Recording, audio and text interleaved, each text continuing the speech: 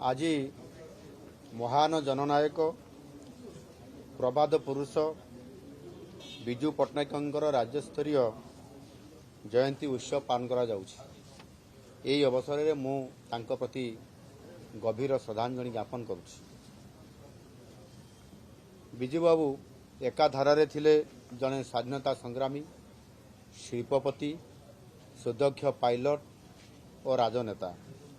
छात्र जीवनरू आरंभ करी जरूरीकालीन परिस्थिति पर्यंत तांकर संपूर्ण जीवन थिला संघर्षपूर्ण।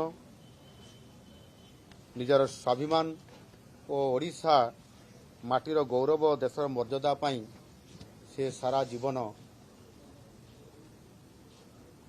ये ओडिशा पाई एवं ओडिशार विकास पाई से कार्य करथिले।